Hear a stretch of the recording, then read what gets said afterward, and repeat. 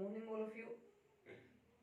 BSc final में physical chemistry चल रही थी अपनी, और फिजिकल केमिस्ट्री की यूनिट 5th सॉल्यूशन है वो हम पढ़ रहे थे। इससे पहले की 2 क्लास हुई थी उसमें राउल्ट का नियम और आइडियल और नॉन आइडियल सॉल्यूशन की जो 2 टाइप थे, पॉजिटिव डेविएशन शो करने वाले और नेगेटिव डेविएशन शो करने वाले, इतना हमने इससे पहले की क्लास में कंप्लीट कर लिया था। उसके बाद आज हम पढ़ेंगे एजियोट्रोपिक मिक्सचर, या फिर एजियोट्रोपिक जो मिक्सचर होता है उसी को यहाँ पे क्या बोला जाएगा, एजियोट्रोप्स कहेंगे। एजियोट्रोपिक मिक्सचर को क्या बोल रहे हैं, एजियोट्रोप्स बोल रहे हैं। हिंदी में हम इसको बोलते हैं स्थिर क्वांथी मिश्रण। हिंदी में इसका नाम होता है स्थिर क्वांथी। क्वांथी को हम क्वथनांक से जोड़ सकते हैं, और क्वथनांक क्या होता है, बॉइलिंग पॉइंट। बॉइलिंग पॉइंट एक क्या है, टेम्परेचर है। ठीक है, हिंदी में नाम रहेगा स्थिर क्वांथी। क्वांथी का मतलब क्वथनांक क्या होता है, स्थिर है ये। वो क्वथनांक होता है क्या, बॉइलिंग पॉइंट। और बॉइलिंग पॉइंट या क्वथनांक क्या होता है, एक टेम्परेचर होता है। टेम्परेचर का एक निश्चित वैल्यू होती है ना, जिसके ऊपर कोई भी लिक्विड है वो वेपर स्टेट में चेंज होता है या फिर उबलना शुरू करता है, वही टेम्परेचर उस लिक्विड का बॉइलिंग पॉइंट या क्वथनांक कहलाता है। तो इन मिश्रण है ये जो एजियोट्रोपिक मिक्सचर है, एजियोट्रोप्स बोल रहे हैं इनको, या फिर स्थिर क्वांथी मिश्रण है, ये होते क्या है, डेफिनेशन क्या होती है इनकी। इसमें आता है कि ये जो आइडियल सॉल्यूशन होते हैं ना, आइडियल सॉल्यूशन ही क्या करते हैं, एजियोट्रोपिक मिक्सचर बनाते हैं। Sorry, non ideal solution. Non ideal solution है उनकी एक विशेषता है कि वे एजियोट्रोपिक मिक्सचर या स्थिर क्वांथी मिश्रण है उनका निर्माण करेंगे। अब होता क्या है कि जब ये जो नॉन आइडियल सॉल्यूशन होते हैं अनादर्श विलयन, इनमें से हम क्या होते हैं, 2 प्रकार के, एक तो पॉजिटिव डेविएशन शो करने वाले और एक है ये नेगेटिव डेविएशन शो करने वाले। तो उन विलयनों के लिए बोला जाता है कि अनादर्श विलयन होते हैं वो एक निश्चित टेम्परेचर पर अपने कंपोजिशन या संगठन में कोई भी चेंज किए बिना, यानी कि उस टेम्परेचर पे उनका कंपोजिशन चेंज नहीं होता है। लिक्विड तो है ही, विलयन है, तो ये लगातार क्या करते हैं, उबलते रहते हैं। तो यहाँ पे डेफिनेशन आएगी कि वे मिश्रण जो, या फिर अनादर्श विलयन है वही क्या बना रहे हैं, एजियोट्रोपिक मिक्सचर। तो इसके रूप में भी हम इसकी डेफिनेशन लिख सकते हैं। तो डायरेक्ट क्या लिखेंगे हम, कि वे अनादर्श विलयन जो अपने संगठन में कोई परिवर्तन किए बिना एक निश्चित टेम्परेचर पर लगातार उबलते रहते हैं, वह टेम्परेचर सॉरी ऐसे मिश्रण स्थिर क्वांथी मिश्रण एजियोट्रोपिक मिक्सचर या एजियोट्रोप्स कहलाते हैं। ठीक है, तो अनादर्श विलयनों की एक विशेषता होती है कि वे एजियोट्रोपिक मिक्सचर का फॉर्मेशन करते हैं। और एजियोट्रोपिक मिक्सचर क्या होंगे, वे मिश्रण या फिर वे विलयन जो एक निश्चित टेम्परेचर पर अपने कंपोजिशन या संगठन में कोई भी चेंज किए बिना लगातार उबलते रहते हैं, वह मिश्रण या विलयन स्थिर क्वांथी मिश्रण या एजियोट्रोप्स कहलाते हैं। अब अपने को पता है कि नॉन आइडियल सॉल्यूशन 2 प्रकार के होते हैं, उसी प्रकार से एजियोट्रोप्स भी 2 प्रकार के होंगे। नॉन आइडियल सॉल्यूशन 2 प्रकार के, दोनों प्रकार के नॉन आइडियल सॉल्यूशन 2 अलग अलग प्रकार के एजियोट्रोप्स का फॉर्मेशन करते हैं। तो इसी बेस पे हम लिखेंगे कि एजियोट्रोपिक मिक्सचर या एजियोट्रोप्स होते हैं वो 2 प्रकार के होते हैं। अब 2 प्रकार के कौन कौन से रहेंगे, देखें यहाँ पे 2 टाइप्स हो गए डेफिनेशन के बाद में, ये 2 प्रकार के होते हैं। और इनका फॉर्मेशन कौन करते हैं, नॉन आइडियल सॉल्यूशन है वो इनका फॉर्मेशन करते हैं। 2 प्रकार के कौन कौन से रहेंगे, तो फर्स्ट टाइप रहेगा इसके अंदर high boiling point azeotropes. High boiling point का मतलब होता है कि उनका बॉइलिंग पॉइंट जो होगा उस लिक्विड का वो क्या रहेगा, उच्च रहेगा। और एक होते हैं इसमें लो बॉइलिंग पॉइंट वाले एजियोट्रोपिक मिक्सचर या फिर एजियोट्रोप्स। ठीक है, हाई बॉइलिंग पॉइंट या उच्च क्वथनांकी स्थिर क्वांथी मिश्रण, हिंदी रहेगी उच्च क्वथनांकी स्थिर क्वांथी मिश्रण। इनका फॉर्मेशन कौन करता है, तो इनका फॉर्मेशन करेगा राउल्ट के नियम से नेगेटिव डेविएशन को शो करने वाले, नेगेटिव डेविएशन शो करने वाले जो नॉन आइडियल सॉल्यूशन होते हैं वे हाई बॉइलिंग पॉइंट एजियोट्रोप्स का फॉर्मेशन करते हैं। नेगेटिव डेविएशन शो करने वाले अनदर विलेन है हाई बॉइलिंग पॉइंट एजेट्रोप्स का फॉर्मेशन करेंगे। किस प्रकार से करेंगे, तो इसमें आता है कि नॉन आइडियल सॉल्यूशन जो नेगेटिव डेविएशन शो कर रहा है उसमें जो दो लिक्विड प्रेजेंट है ए और बी, उनमें से यदि हम किसी भी एक की मात्रा बढ़ा दें, मान लीजिए सॉल्यूशन में ए है उसकी कंसंट्रेशन इंक्रीज करते जा रहे हैं या फिर बी की इंक्रीज करें, जैसे जैसे इनकी मात्रा बढ़ेगी वैसे वैसे नेगेटिव डेविएशन शो कर रहा है। इसका मतलब इस नॉन आइडियल सॉल्यूशन का वेपर प्रेशर क्या है, कम है, कम था ना इस लाइन से ऐसे आया था, तभी ये क्या है नेगेटिव डेविएशन शो कर रहा है। तो इस नॉन आइडियल सॉल्यूशन में से इन दोनों अवयवों में से दोनों लिक्विड में से किसी भी एक लिक्विड की यहाँ पे जब हम कंसंट्रेशन इंक्रीज करेंगे तो इसका जो वेपर प्रेशर होता है वो क्या होता जाएगा, डिक्रीज होता जाएगा। और ये डिक्रीज होते होते एक न्यूनतम वैल्यू होती है या फिर इसका न्यूनतम मान है वहां तक पहुंच जाएगा। और वेपर प्रेशर का जहां सबसे लोवेस्ट वैल्यू प्राप्त होती है, प्रेशर और टेम्परेचर एक दूसरे क्या है, व्युत्क्रमानुपाती है। जहां पे वेपर प्रेशर का मान सबसे कम प्राप्त होगा वहां पे टेम्परेचर क्या होगा, हाई होगा। टेम्परेचर बढ़ता है, ये कम होता जाएगा किसी एक की मात्रा बढ़ाने पे और टेम्परेचर बढ़ता जाएगा। तो वेपर प्रेशर की सबसे नीचे वाली जो वैल्यू होती है उसके ऊपर टेम्परेचर हाईएस्ट होता है और वही उसी टेम्परेचर के ऊपर ये नेगेटिव डेविएशन शो करने वाला नॉन आइडियल सॉल्यूशन लगातार अपने संगठन में कोई परिवर्तन किए बिना लगातार उबलता रहता है। इस कारण से इनका टेम्परेचर तो हाई हो गया, यानी कि इनका ये हाई टेम्परेचर पे बॉईल हो रहे हैं, इसका मतलब ये हाई बॉइलिंग पॉइंट वाले एजेट्रोप्स में रखे जाएंगे। अब इनका ये जो टेम्परेचर होता है ना, हाई बॉइलिंग पॉइंट वाला जो क्वथनांक होता है इस सॉल्यूशन का, ये ए का क्वथनांक और बी दोनों लिक्विड के क्वथनांक से ये वैल्यू क्या रहेगी, टेम्परेचर या बॉइलिंग पॉइंट टेम्परेचर की वैल्यू इन दोनों अलग अलग लिक्विड्स के टेम्परेचर से या सॉरी अलग अलग लिक्विड के बॉइलिंग पॉइंट से क्या रहेगी, ज्यादा रहेगी। इस कारण से इनको हम क्या बोले, हाई बॉइलिंग पॉइंट एजियोट्रोप्स है वो इनको हम बोलते हैं। उसके बाद में सेकंड देखें, इसके अंदर सेकंड रहेगा लो बॉइलिंग पॉइंट एजियोट्रोप्स।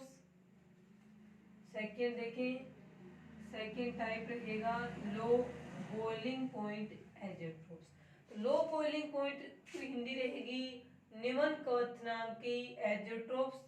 और इस प्रकार के एजियोट्रोप्स का फॉर्मेशन वे नॉन आइडियल सॉल्यूशन करते हैं जो राउल्ट के नियम से पॉजिटिव डेविएशन शो करते हैं।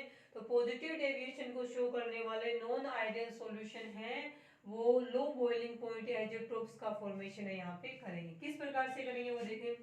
तो इसमें क्या होता है कि पॉजिटिव डेविएशन शो करने वाला जो नॉन आइडियल सॉल्यूशन होता है उसमें वेपर प्रेशर के मान ऐसे प्राप्त होते हैं, यानी आइडियल सॉल्यूशन की कंपैरिजन में पॉजिटिव डेविएशन शो करने वाले नॉन आइडियल सॉल्यूशन के वेपर प्रेशर के मान ज्यादा होंगे, ज्यादा होते हैं।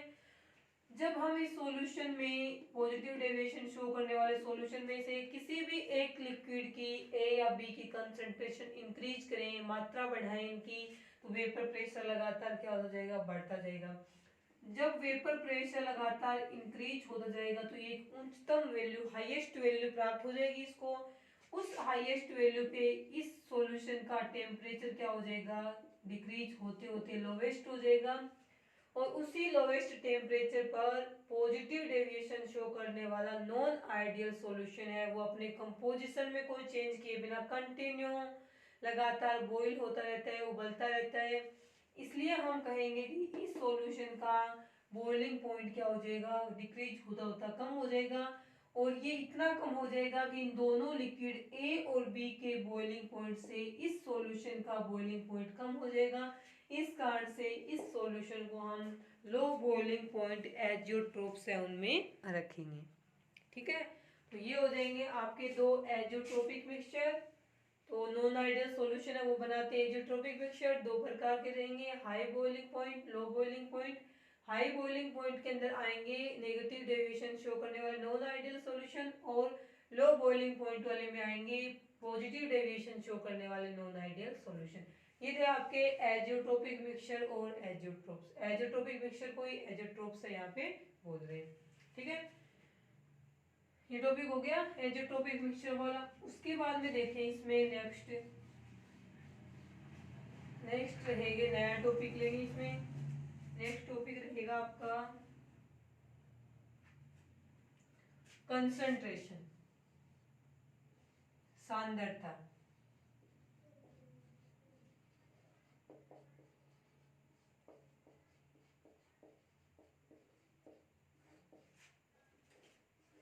ठीक है।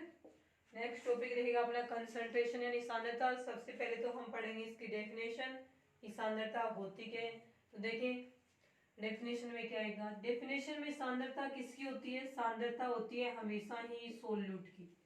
सोल्यूट की मात्रा है वही सांद्रता के रूप में हम शो करते हैं। वैसे सांद्रता किसकी प्रॉपर्टी होती है, सॉल्यूशन की होती है।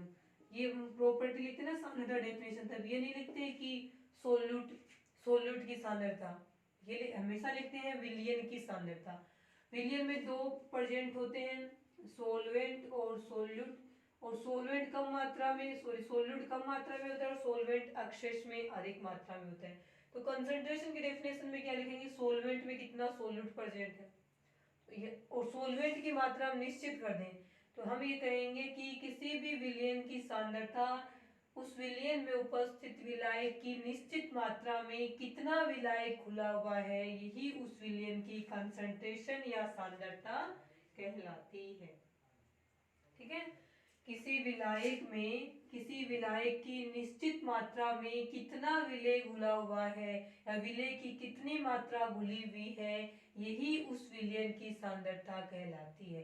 तो विलायक की निश्चित मात्रा में विलेय की कितनी मात्रा घुली हुई है, यही उस विलयन की सांद्रता या कंसंट्रेशन कहलाती है। इसे हम कैपिटल सी से कंसंट्रेशन को शो करते हैं। अब कंसंट्रेशन को डिफरेंट यूनिट्स में हम शो करते हैं। तो इसकी यूनिट्स क्या की, किसी भी सॉल्यूशन की कंसंट्रेशन को हम किस प्रकार से एक्सप्रेस कर सकते हैं, शो कर सकते हैं, वो हमें लिखना है कि विलयन की सांद्रता दर्शाने की विधियां या फिर इकाई बोल देंगे। जैसे कि हम इसको नॉर्मल, वैसे सांद्रता की यूनिट क्या होती है, ग्राम पर लीटर होती है। कंसंट्रेशन की यूनिट कैसी होती है, इसमें जनरली हम बोलते तो क्या रहेगी, ग्राम पर लीटर रहेगी। नॉर्मेलिटी के रूप में शो करें, मोलरिटी है या फॉर्मेलिटी है या फिर मोलरिटी है। इसके अलावा वेट बाय वेट वाले हो जाएंगे, वेट बाय वॉल्यूम हो जाएंगे। इसके अलावा मोल फ्रैक्शन वाले हो जाएंगे। इन सभी मेथड्स के द्वारा हम किसी भी सॉल्यूशन की कंसंट्रेशन है वो शो करते हैं। दोस्तों कंसंट्रेशन की डेफिनेशन होगी, विलायक की निश्चित मात्रा में उपस्थित विलेय उस विलयन की सांद्रता कहलाएगा। कैपिटल सी से शो करते हैं। जनरली इसकी जो यूनिट्स होती है वो हम लिखते हैं ग्राम पर लीटर में।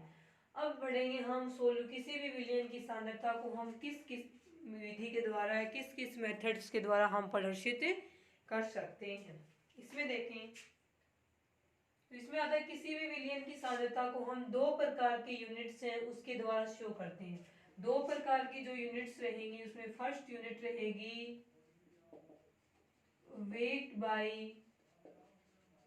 वेट यूनिट्स, यानी भार मात्रक या भार इकाई। और सेकंड हम इसको शो करते हैं वेट बाय वॉल्यूम यूनिट्स। अब वेट बाय वेट का मतलब क्या होता है, वेट बाय वॉल्यूम का, इसको शॉर्ट में लिखते हैं W by W, capital W कर देंगे, और इसको लिखते हैं W बाई वी। तो इसका मतलब क्या होता है कि यहाँ सोल्यूट भी ग्राम में लेंगे, सोल्यूट का भी वेट देखेंगे और इसमें सोलवेंट का भी वेट देखेंगे। जबकि इसमें क्या होता है, सोल्यूट का तो होता है वेट और सोलवेंट या सॉल्यूशन का क्या रहेगा यहाँ पे, वॉल्यूम या आयतन रहेगा। ठीक है, तो दो प्रकार की यूनिट्स में हम शो करेंगे, वेट यूनिट्स और सेकंड रहेगी वेट वॉल्यूम यूनिट्स। दोनों को एक एक करके पढ़ेंगे। इसमें भी तीन चार मेथड्स हैं, तीन चार प्रकार से इसको हम प्रदर्शित कर सकते हैं। इसी प्रकार से इसको भी हम प्रदर्शित कर सकते हैं। देखिए किसी भी विलयन की सांद्रता को प्रदर्शित करने की जो विधियां हैं वो किस प्रकार से रहेंगी। दो प्रकार की होगी। सबसे पहले हम पहले वाली को पढ़ते हैं, वेट बाय वेट मेथड्स या फिर यूनिट्स बोल देंगे।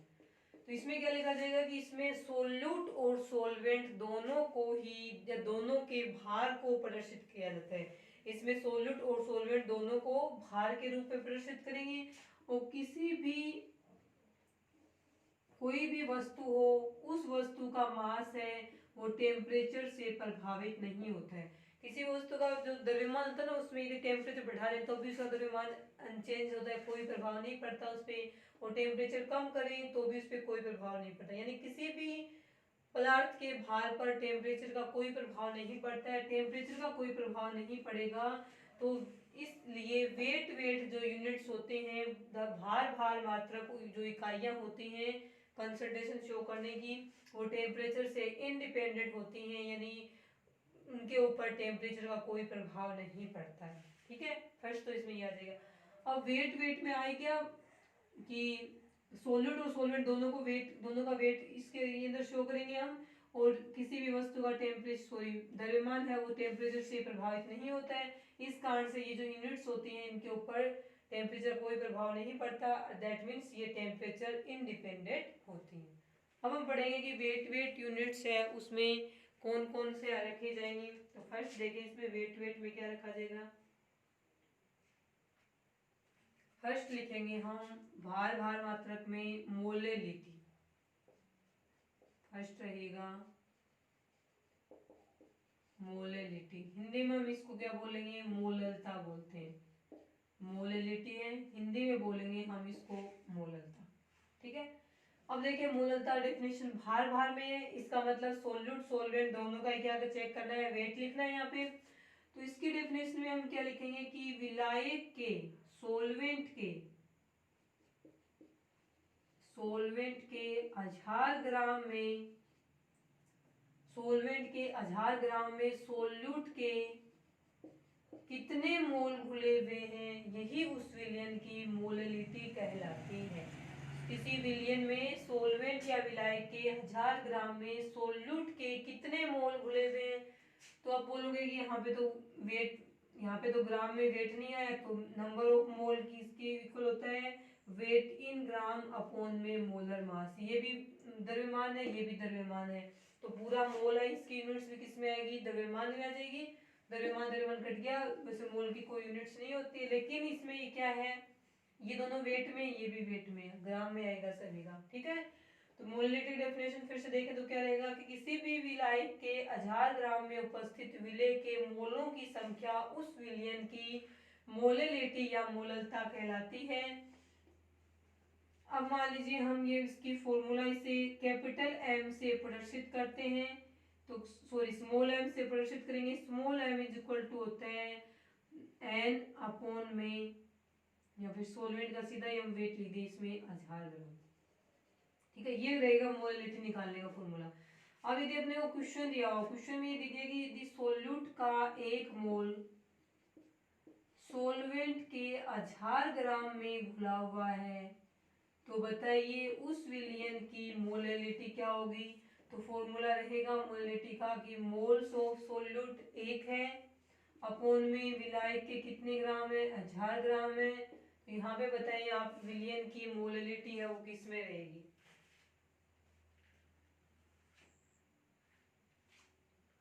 तो इस विलयन की मोललिटी, तो इसमें क्या आता है कि इसको हम सोल्व करने के लिए दो प्रकार के मेथड से काम में लेते हैं, दो फॉर्मूले लगाए जाएंगे इसमें, देखिए कौन से रहेंगे। मोललिटी को शो करने के फॉर्मूले दो रहेंगे, यहाँ पे number of moles of solute, नीचे लिखा जाएगा विलायक का भार, यदि ये 1000 हो ग्राम में हो तब तो हम इसके गुणा कर देंगे इसको 1000 से, और लेकिन ये किलो किस में दिया हुआ हो, किलोग्राम में दिया हुआ हो, किलोग्राम में दिया हुआ तो इस प्रकार से लिखा जाएगा, यानी ये यहाँ पे ग्राम में है और ये किलोग्राम में लिखा हुआ हो, तब हम इसको 1000 से मल्टीप्लाई नहीं करेंगे। अब इसमें देखो 1000 ग्राम में, चाहे तो 1000 ग्राम को किलोग्राम में चेंज कर लो, चाहे ग्राम में रखो तो इसको 1000 से गुणा कर लो, तो इससे ये कट जाएगा, तो m इज इक्वल टू क्या गया 1, यानी कि वह सॉल्यूशन जिसमें सोलवेंट के 1000 ग्राम में सोल्यूट का 1 मोल घुला हुआ है, उस विलयन की मोललिटी या मोलरता का मान कितना होगा, 1 के इक्वल होता है। ठीक है, तो इसमें ये वाला याद रखना कि ये मात्रा सोल्यूट है ना, सॉरी सोलवेंट, उसका वेट यदि ग्राम में लेते हैं तो इसको 1000 से मल्टीप्लाई करेंगे, और 1000 ये किलोग्राम में लेते हैं तो इसको 1000 से मल्टीप्लाई नहीं करेंगे। यहाँ पे n रहेगा number of moles of solute, ये रहेगी मोललिटी या मोलरता। ठीक है, उसके बाद में देखिए वेट बाई वेट है ना, इसमें ऊपर भी वेट है नीचे भी वेट है, वेट बाई वेट टर्म है, इस कारण से ये टेम्परेचर इंडिपेंडेंट होती है। उसके बाद में देखें इसमें सेकंड जो टर्म है वो क्या रहेगी,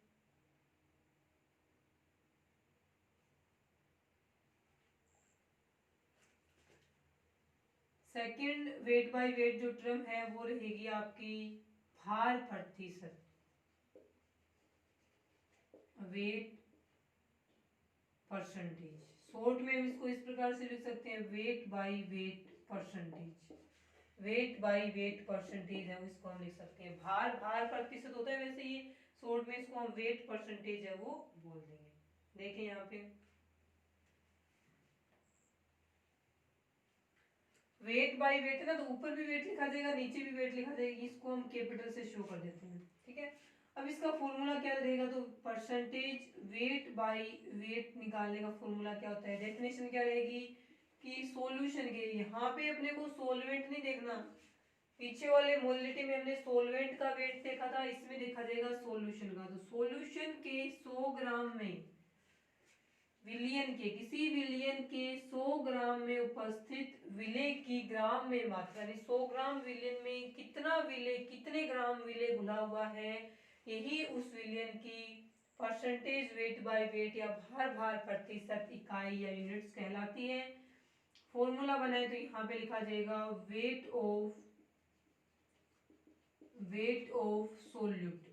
सोल्यूट का वेट कम होता है, इस कारण से इसको स्मॉल w से लिखेंगे, और नीचे हम लिखेंगे वेट ऑफ सोलवेंट, पूरे सोलवेंट सॉल्यूशन, सॉल्यूशन का वेट ज्यादा होता है, इस कारण से इसे हम कैपिटल W से लिखेंगे, ठीक है। डेफिनेशन रहेगी कि किसी भी विलयन के 100 ग्राम में उपस्थित विलेय की ग्राम में मात्रा, कितना ग्राम विलेय विलयन के 100 ग्राम में घुला हुआ है, यही उस विलयन की परसेंटेज वेट बाय वेट या भार भार प्रतिशत इकाई कहलाती है। क्वेश्चन यदि ये आ जाए कि विलेय का 10 ग्राम है वो सॉल्यूशन के 100 ग्राम में घुला हुआ है, तो उस विलयन का परसेंटेज वेट बाय वेट ज्ञात कीजिए। तो फॉर्मूले में हम लगाएंगे परसेंटेज वेट बाय वेट, तो क्या रहेगा, weight of solute 10 gram, weight of solvent क्या रहेगा, सॉल्यूशन का वेट रहेगा 100 ग्राम, तो इससे ये कट गया, तो कितने आएगा यूनिट्स में, परसेंटेज है ना, तो यहाँ पे गुणा में 100 लगा देंगे, याद रखना परसेंटेज याद कर ले तो 100 लगा देंगे यहाँ पे। 10 से ये कट गया, एक जीरो बच गई, इसका मतलब कितनी परसेंट आया अपना आंसर, 10%, यानी कि वह विलयन जिसके 100 ग्राम में विलेय के 10 ग्राम घुले हुए हैं, उस विलयन की भार भार प्रतिशत इकाई कितनी रहेगी, 10% या 10% होती है। परसेंटेज ना, इसलिए यहाँ पे हमने गुणा में क्या लगा दिया, इसके 100 से इसको मल्टीप्लाई कर दिया। ये हो गई वेट यूनिट्स 2 हो गई। उसके बाद में थर्ड जो वेट यूनिट्स है वो देखिए क्या रहेगी, मोल फ्रैक्शन। ये भी क्या है, ये इसमें भी क्या है, वेट बाय वेट है, तो द्रव्यमान टेम्परेचर से प्रभावित नहीं होता, इसलिए ये टर्म भी क्या रहेगी, टेम्परेचर इंडिपेंडेंट रहेगी। यानी वेट यूनिट्स में जो 3 टर्म्स आएंगे अपने, molality, percentage weight by weight और मोल फ्रैक्शन, तीनों ही टेम्परेचर से क्या रहेंगी, इंडिपेंडेंट रहेंगी। थर्ड रहेगा इसके अंदर मोल फ्रैक्शन। थर्ड कौन सा आएगा आपका, मोल फ्रैक्शन, ठीक है। मोल भिन्न क्या होता है देखें, तो इसमें मोल भिन्न एक प्रकार का रेशियो होता है, एक प्रकार का रेशियो रहेगा किसी भी विलयन में। मान लीजिए मान रहे सोल्यूट सोलवेंट 2 अवयव हैं, तो जिस अवयव का हमें मोल फ्रैक्शन निकालना, तो यहाँ पे हम लिखेंगे किसी भी विलयन में किसी अवयव का मोल फ्रैक्शन उस अवयव के मोलों की संख्या और उस विलयन में उपस्थित कुल मोलों की संख्या का अनुपात उस अवयव का मोल फ्रैक्शन या मोल भिन्न कहलाता है। मोल भिन्न को जनरली हम किससे प्रदर्शित करते हैं, कैपिटल अक्ष से प्रदर्शित करते हैं। फिर से सुने डेफिनेशन एक बार, कि मोल फ्रैक्शन जिसे हम हिंदी में बोलते हैं मोल भिन्न, ये एक प्रकार की वेट बाय वेट यूनिट्स है, भार भार मात्रक है। तो किसी भी विलयन में किसी भी अवयव का मोल भिन्न उस अवयव के मोलों की संख्या तथा उस विलयन में उपस्थित सभी अवयवों के कुल मोलों की संख्या का अनुपात उस अवयव का क्या कहलाएगा, मोल फ्रैक्शन या मोल भिन्न कहलाता है। कैपिटल अक्षर शो करेंगे। अब मान लीजिए हमने माना कि कोई सॉल्यूशन है, उस सॉल्यूशन में सोल्यूट के कितने मोल प्रेजेंट है, स्मॉल n मोल प्रेजेंट है। सोलवेंट के उसमें प्रेजेंट है, सोलवेंट ज्यादा मात्रा में होता है इसलिए इसके मोल्स को हमने लिख दिया कैपिटल में। माना किसी विलियन में विलेय के एन मोल प्रेजेंट है, सोलवेंट के या विलायक के कैपिटल एन मोल प्रेजेंट है। टोटल सॉल्यूशन में जो मोल्स हैं उनकी संख्या कितनी हुई, तो सॉल्यूशन के कुल मोलों की संख्या स्मॉल एन प्लस में कैपिटल एन, क्योंकि सॉल्यूशन में सोल्यूट सोल्वेंट दोनों ही प्रेजेंट है तो सॉल्यूशन के कुल मोलों की संख्या इन दोनों के योग के बराबर होगी। अब हम निकालेंगे कि सोल्यूट का मोल फ्रैक्शन क्या है, सोलवेंट का मोल फ्रैक्शन क्या है, अलग अलग निकल सकता है किसी भी पार्टिकल का। तो यहाँ पे हम लिखेंगे mole fraction of solute. Mole fraction of solute है वो क्या रहेगा, सोल्यूट के मोलों की संख्या, सोल्यूट के ज्ञात करें तो ऊपर आएगी सोल्यूट के मोलों की संख्या और नीचे आएगी कि ये सोल्यूट जिस सॉल्यूशन में प्रेजेंट है उसके टोटल मोलों की संख्या आएगी स्मॉल एन प्लस में कैपिटल एन। अब हमें निकालना है, मान लीजिए मोल फ्रैक्शन ऑफ सोलवेंट के निकालेंगे कितने मोल बिन प्रेजेंट है, तो मोल फ्रैक्शन ऑफ सोलवेंट में क्या आ जाएगा, सोलवेंट का ज्ञात करें तो ऊपर किसकी लिखी जाएगी, सोलवेंट के मोल लिखे जाएंगे, तो कैपिटल एन अपॉन में टोटल मोल कितने, स्मॉल एन प्लस में कैपिटल एन। तो नीचे वाला तो सेम रहेगा, किसी भी विलेन के निकालेंगे तो ऊपर वाले अवयव के अकॉर्डिंग है वो मोल्स है वो चेंज होते जाएंगे। अब देखिए अपने को पता है मोल, ये रहेंगे मोल फ्रैक्शन निकालें फॉर्मूले। हमारे लिए क्वेश्चन है मोल दिए हुए नहीं है, मोल अपने को ज्ञात करें, तो मोल ज्ञात करने का फॉर्मूला क्या होता है, तो मोल्स ज्ञात करने का, मोल जिसे हम स्मॉल एन से जनरली प्रदर्शित करते हैं, कैपिटल एन भी लिख सकते हैं। मोल्स होता है यहाँ पे वेट इन ग्राम, जिसका मोल ज्ञात करें, सोल्यूट का ज्ञात करें तो सोल्यूट के वेट लिखना है, सोलवेंट का करें तो यहाँ पे जो वैल्यू रखनी है वो सोलवेंट की रखनी है। तो मोल्स की नंबर ऑफ मोल्स फॉर्मूला रहेगा वेट इन ग्राम अपॉन में मोलर मास। तो सोल्यूट के मोलों की संख्या ज्ञात करें तो ऊपर सोल्यूट का ग्राम में द्रव्यमान, नीचे उसका अणुभार लिखना है, मोलर मास लिख देंगे। यदि हमें सोलवेंट के मोल्स ज्ञात करने तो ऊपर सोलवेंट का ग्राम में वेट लिखेंगे और नीचे हम सोलवेंट का मोलर मास है वो लिख देंगे। तो ये होती है मोल फ्रैक्शन थर्ड यूनिट, तो ये भी वेट बाय वेट में लिखी जाएगी। इसमें भी सारे का सारा क्या है, वेट बाय वेट ये सारा चल रहा है ये, इस कारण से ये भी टेम्परेचर इंडिपेंडेंट होती है। उसके बाद में जो अपना थर्ड रहेगा,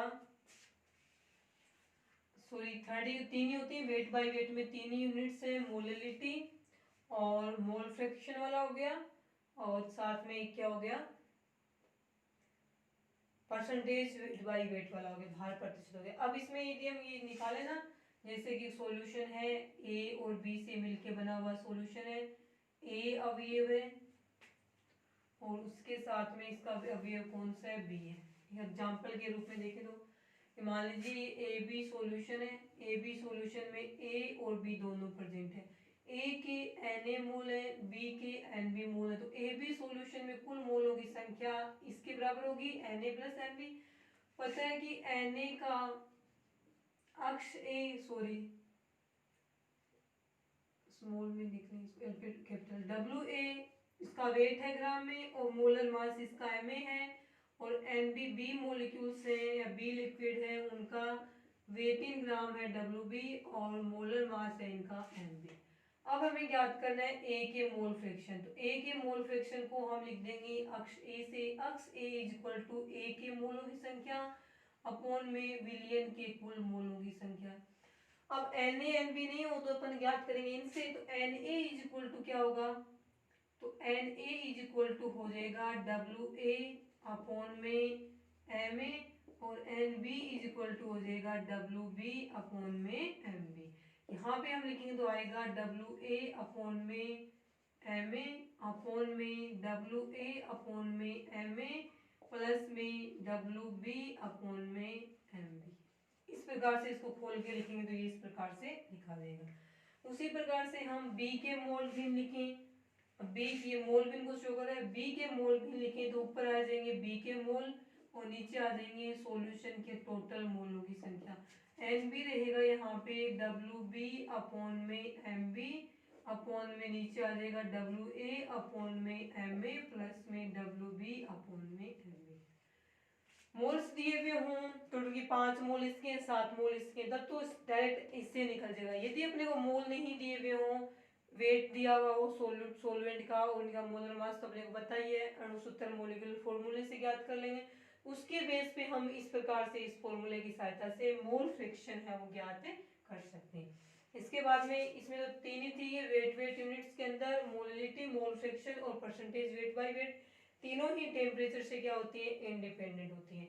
उसके बाद में इसका जो नेक्स्ट कंसंट्रेशन शो करने का जो सेकंड पार्ट रहेगा आपके, जो कि परसेंटेज फिर वेट बाय वॉल्यूम है, भार आयतन मात्रक है, जिसमें आएगा आपके मोलेरिटी और फॉर्मेलिटी, नॉर्मेलिटी, ये सब हम तीनों पढ़ेंगे कल की क्लास में। आज के लिए इतना ही।